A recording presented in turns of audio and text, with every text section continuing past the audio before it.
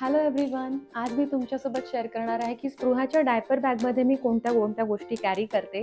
Video शेवटपर्यंत नक्की बघा, कारण शेवटला मी तुम्हाला या सगळ्या गोष्टींची लिस्ट स्क्रीनवरती दाखवेन. सो ही आहे स्पृहाची डायपर बॅग. बाजारामध्ये तुम्हाला खूप वेगवेगळ्या प्रकारच्या डायपर बॅग्स बघायला मिळतील. खूप क्यूट डायपर बॅग्स आहेत.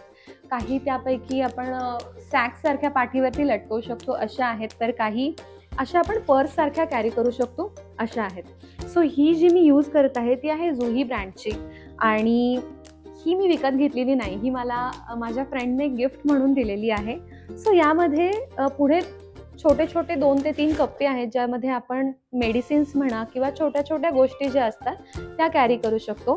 त्यानंतर हे एक मिडियम साईजचं कंपार्टमेंट आहे पुढे, ज्यामध्ये आपण नॅपकिन्स वगैरे ठेवू शकतो. आणि इथे हे 2 मोठे कंपार्टमेंट्स आहेत. बेसिकली ही खूप स्पेशियस बॅग आहे.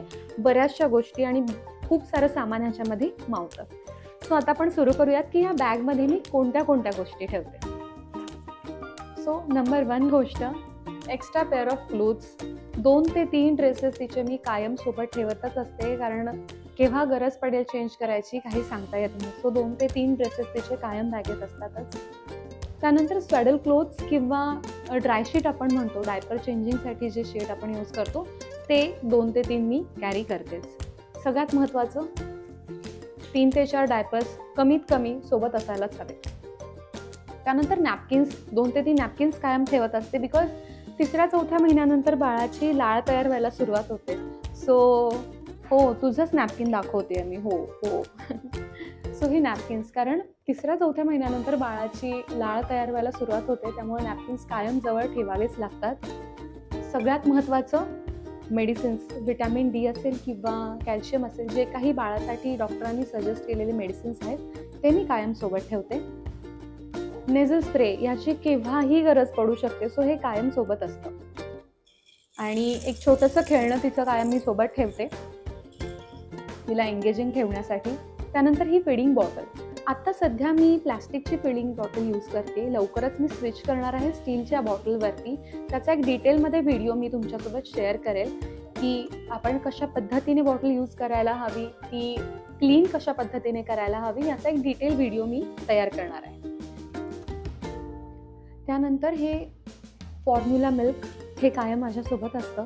जर तुम्ही ब्रेस्ट फीड करत असाल टोटली, तर तुम्हाला ह्याची गरज नाही. पण जर तुम्ही कॉम्बिनेशन फीडिंग करत असाल बाळाला, तर तुम्ही हे कॅरी करू शकता.